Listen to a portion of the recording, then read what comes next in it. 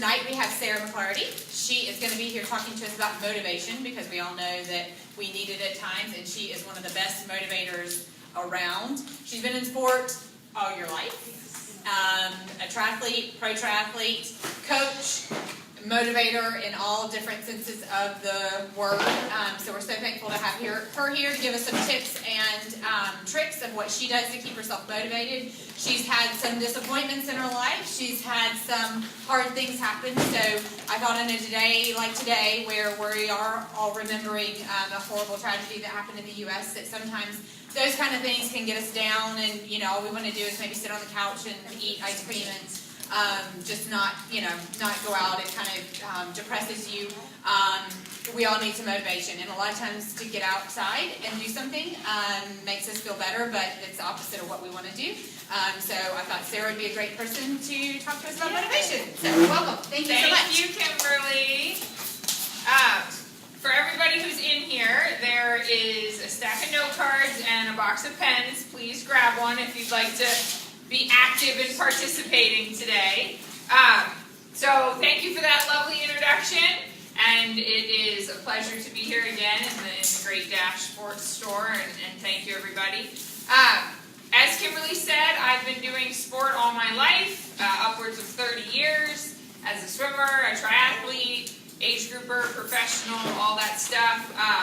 I've had highs and I've had lows through my career. I've won races and had those kind of highs. I've raced to the finish line to win a car once. And, so we're talking about some super highs of motivation and loving what I'm doing. And I've had the lowest of lows with an injury for 16 months that I thought was the end of everything. And at that point I had given up completely, but came back for another 8+ years of sport. So I've been through the full roller coaster.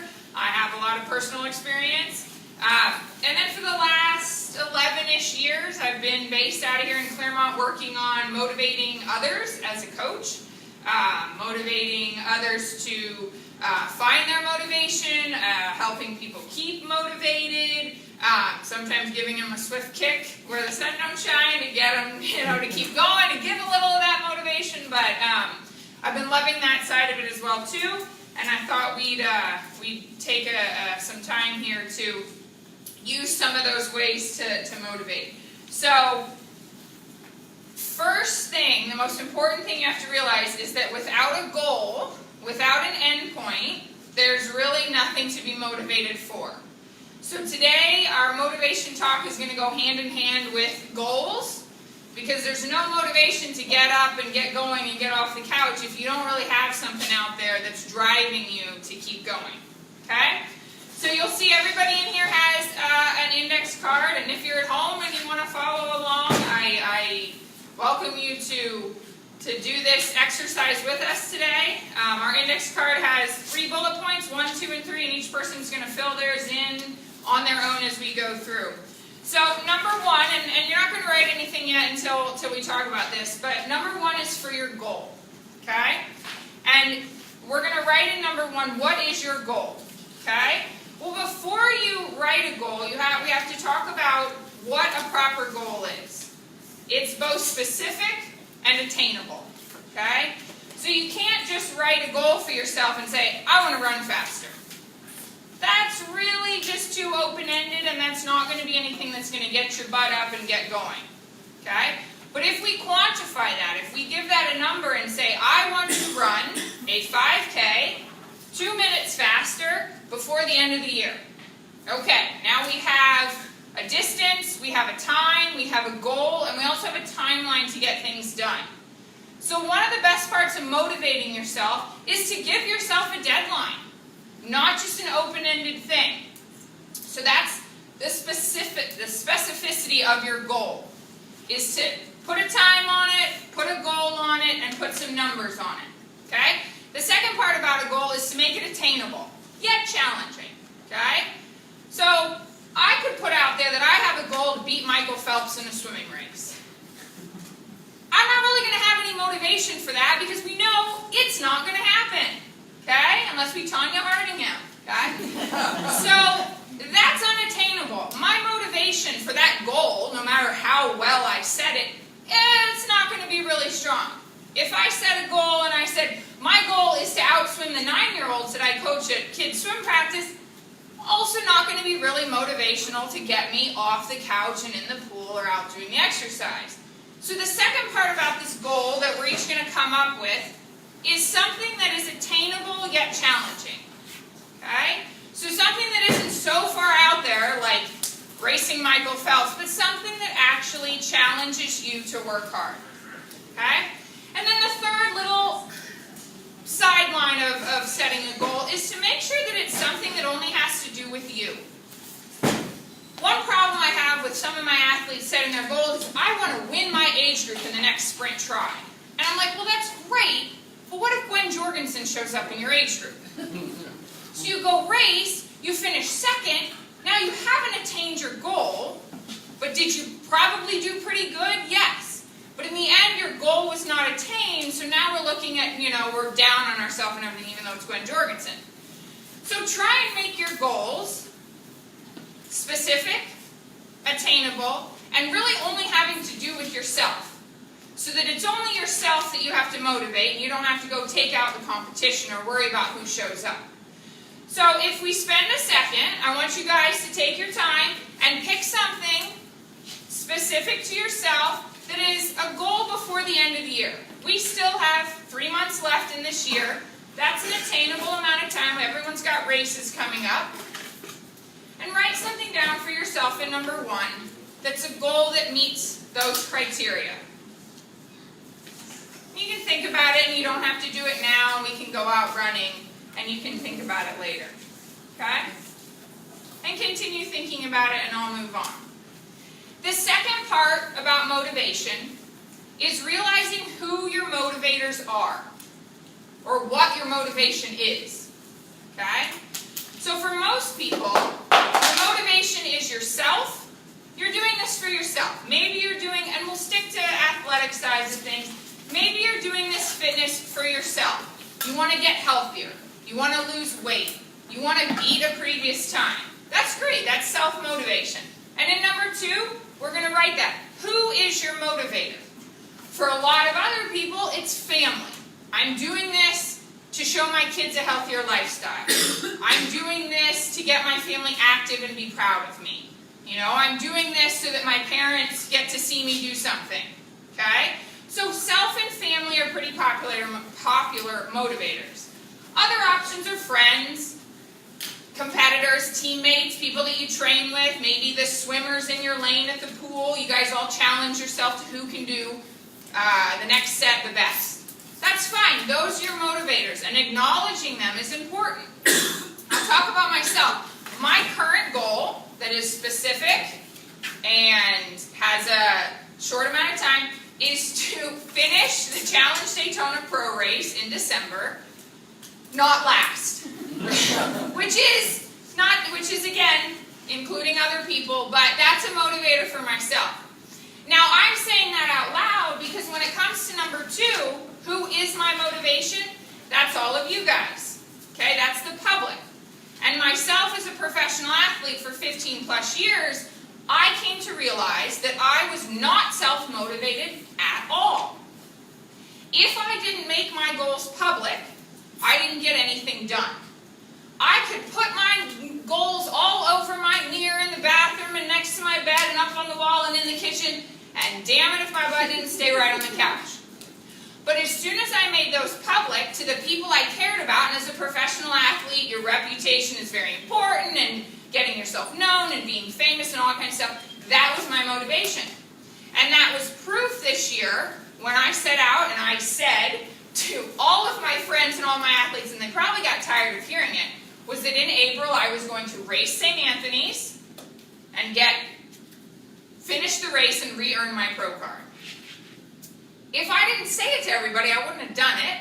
But I got out there in April and finished 3rd. And if nobody had known my goals, if my motivators hadn't known what my goals were, and probably were sick and tired of hearing it, I would not have run the last 2 miles so hard to hold off 4th place.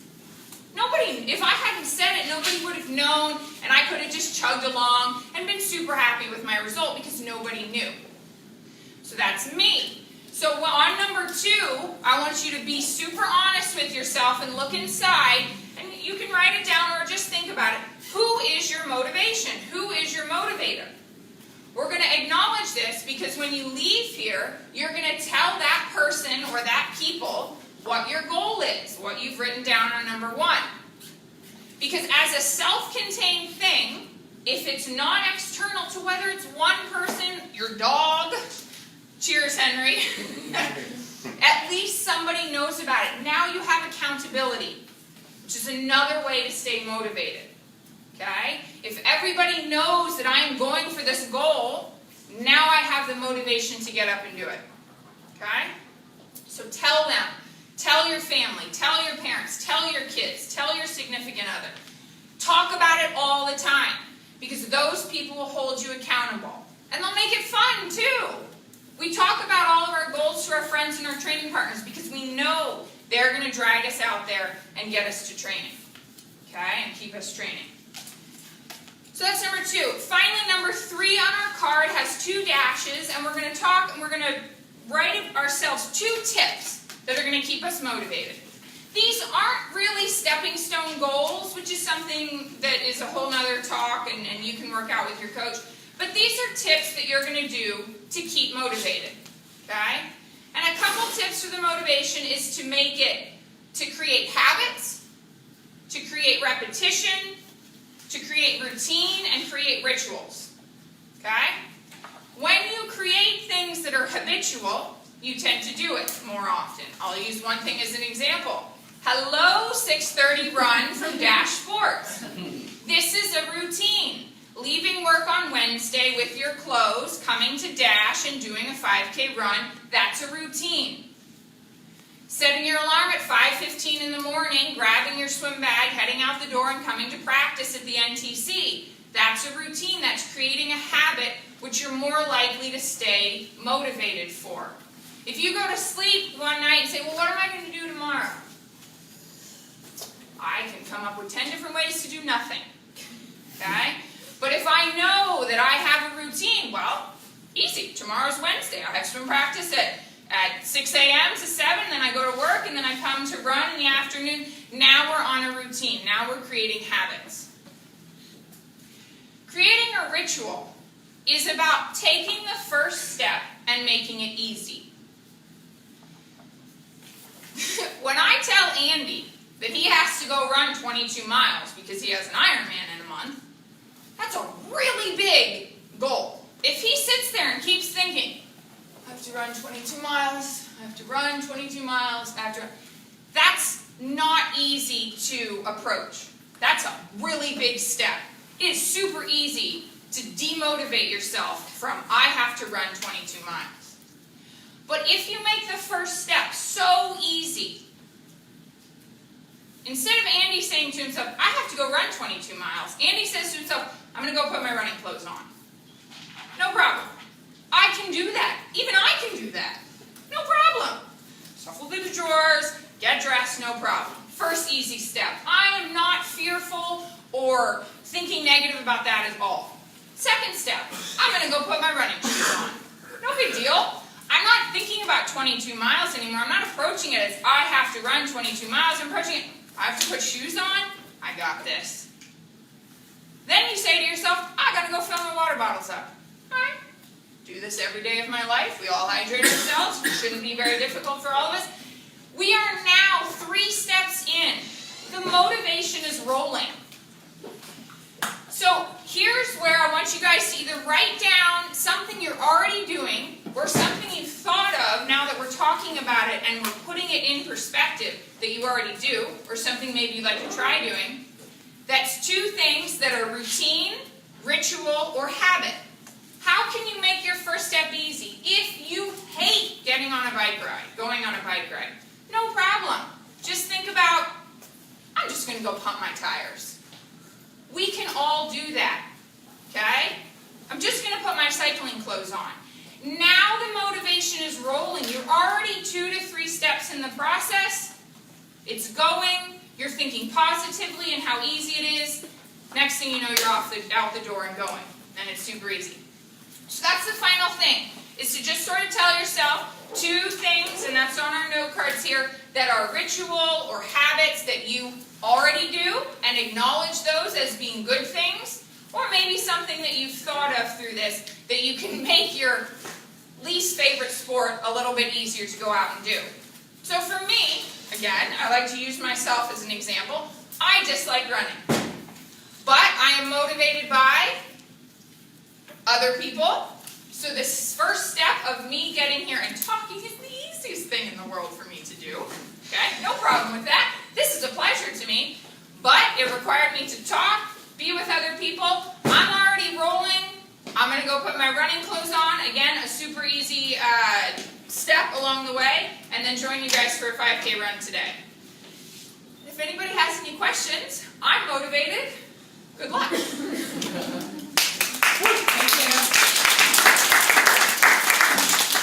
Thank you, Sarah. Yes, thank you. Very, very good. I hope y'all got some good stuff out of it. And everybody watching online, there's a lot of people, from many years ago. Next step to gold. Next step to gold. Very cool. Thank you so much. And now, Brian, you want to tell the route that we're running tonight? Or that y'all are running? No, I want to open it up so we've exhausted a lot of this, possible routes. So let's get some opinions from what you A guys bunch of think. different people too, so it's okay. I mean, some of the regulars, if you have an idea of what you like, one of the routes that you like the best. I can tell you what I like the least. And we'll do that. No lake in left. No Crystal Lake. No Crystal Lake till second. So Is that the right? Yeah, let's do that. I'm gonna try and reverse. yeah, reverse is good. Is that the clay trail? But that'll be down to Whatever you think. Go ahead. no, that's